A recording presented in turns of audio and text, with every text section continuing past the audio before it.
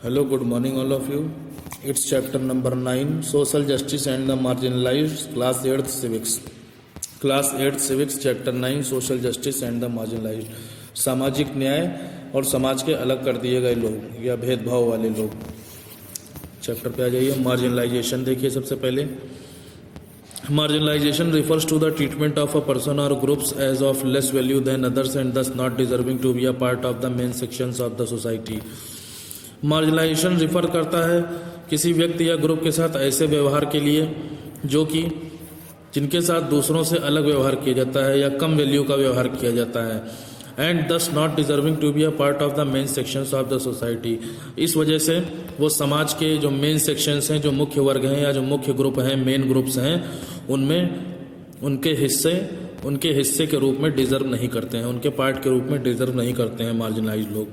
When a person or group speaks a different language, जब कोई व्यक्ति या कोई ग्रुप अलग तरीके की भाषा बोलता है और फॉलोज डिफरेंट कस्टम्स या अलग रीति रिवाजों को मानता है एंड रिलीजन या अलग धर्म को मानता है दूसरों से and is consequently treated unfairly than others, और दूसरों की अपेक्षा उनके साथ हमेशा बुरा बर्ताव किया जाता है and denied rights and opportunities available to others, और दूसरों को जो अधिकार और मौके दिए जाते हैं उसको करने से उनको मना किया जाता है।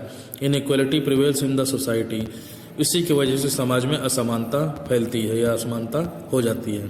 This leads to the marginalise stature of the victim of the discriminatory treatment, इसकी वजह से बढ़ावा मिलता है। मार्जिनलाइज यानी भेदभाव करने वाले या समाज के अलग कर दिए गए लोगों को बढ़ावा मिलता है। Stretcher,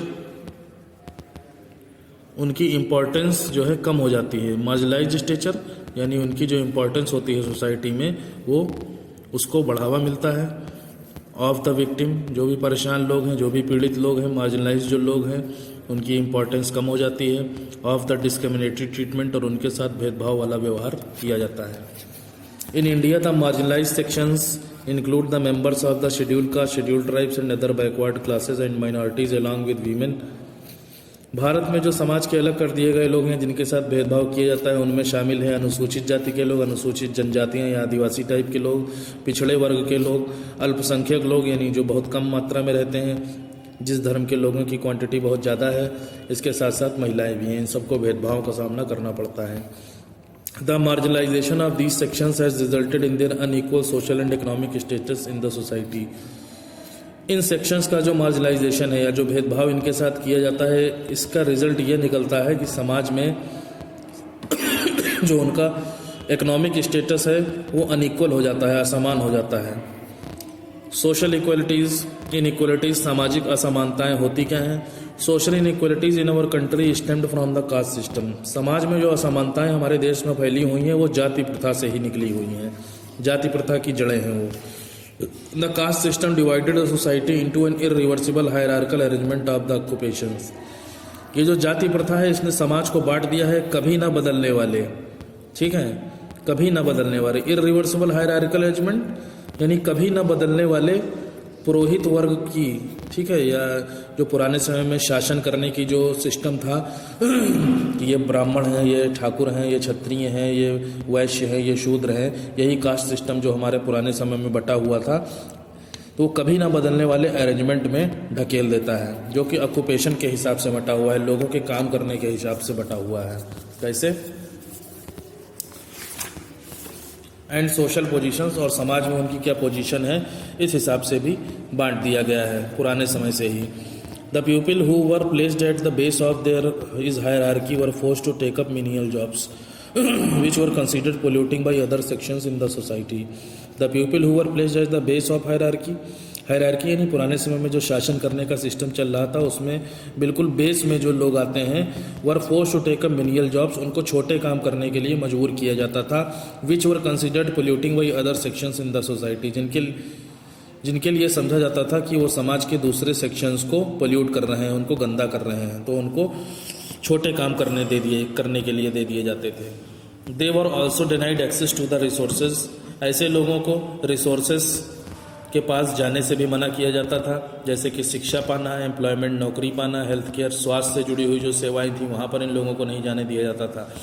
as a result they remain the victims of exploitation and discrimination, परिणाम स्वरूप क्या होता था कि जो परेशान लोग इससे होते थे वो हमेशा उनके साथ अत्याचार होता था और डिस्क्रिमिनेशन भेदभाव होता था। They often had to face social outcast in various forms. उनको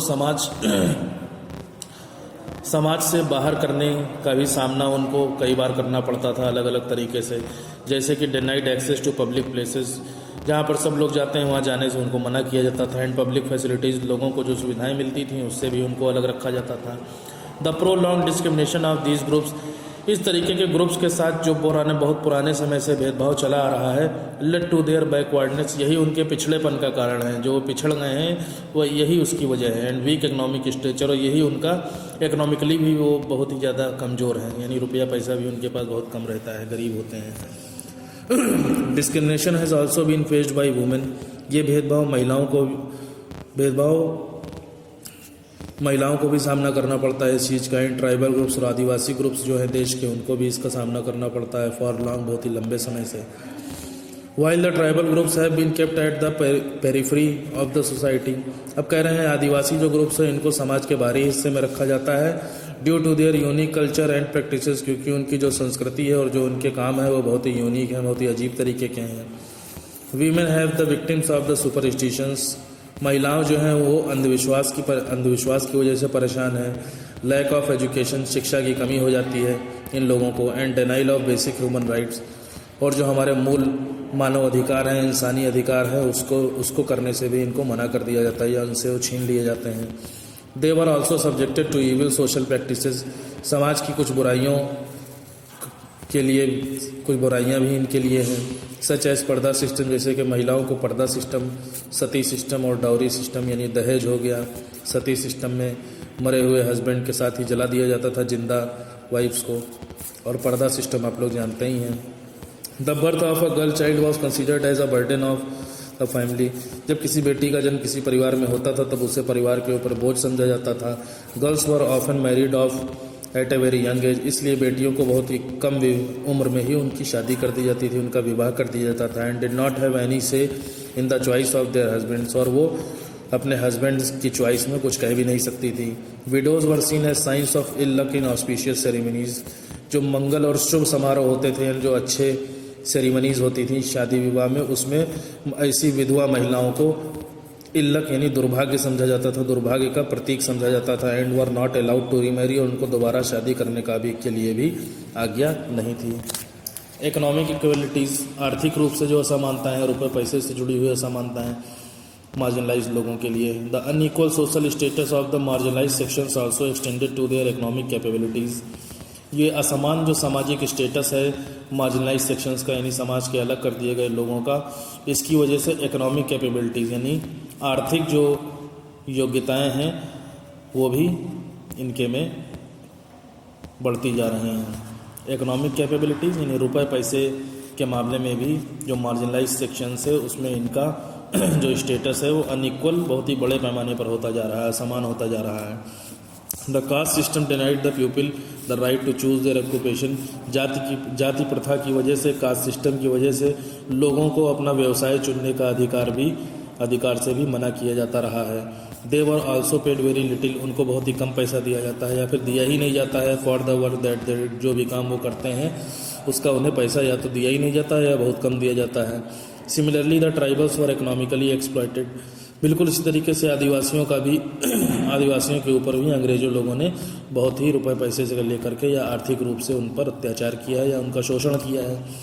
there land was taken away for the colonial government, अंग्रेज सरकार उनकी ज़मीन को छीन लिया करती थी फॉर इट्स ओन इंटरेस्ट, अपने इंटरेस्ट को पूरा करने के लिए।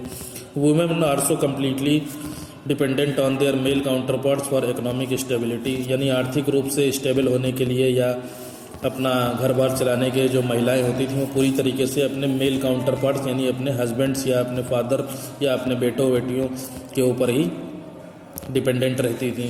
दे were restricted to domestic chores work which were also seen as the less value than the work done by the males, घरेलू जो काम होते थे बिजनेस टाइप के छोटे मोटे उसको भी करने से मना किया जाता था इन महिलाओं को। Which were also seen as the less value, महिलाएं जो घर में काम करती हैं वो कम कीमत का समझा जाता है। Than the work done by the males, males के काम करने की अपेक्षा, यानी पुरुषों को पुराने समय में ज़्यादा वो समझा जाता था कि वो ज़्यादा काम कर लेते हैं, इसलिए महिलाओं के जो घरेलू काम होते थे वो लेस वैल्यू के, यानी कम वैल्यू के रूप में देखे जाते थे। Also they did not have any right to inherit property में उत्तराधिकारी के रूप में भी उनका कोई अधिकार नहीं होता था। As a result these section experience widespread illiteracy, poverty, malnutrition and lack of access to basic facilities such as health care. परिणाम स्वरूप रिजल्ट क्या निकला? रिजल्ट ये हुआ कि जो इस तरीके के जो सेक्शंस थे उनको बहुत बड़े पैमाने पर उनमें अशिक्षा फैल गई। लिटरेसी मतलब जब पढ़ने लिखने दिया नहीं जाता था तो सब जगह शिक्षा फैल गई, किसी को कुछ आता ही नहीं था, गरीबी फैलने लगी। माल न्यूट्रिशन, कुपोषण का शिकार हो गए।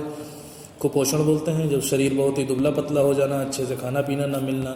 Lack of access to basic facilities, जो शुरुआती सुविधाएं हैं उसमें उनकी पहुंच ही नहीं हो पाती थी, उसमें कमी हो जाती थी। सच एज हेल्थ केयर, जैसे कि स्वास्थ्य सेवाएं, यहाँ तक कि जो स्वास्थ्य से जुड़ी हुई चीज़ें होती थी उसमें भी उनको नहीं जाने दिया जाता था या उनको सेवाएं नहीं दी जाती थी।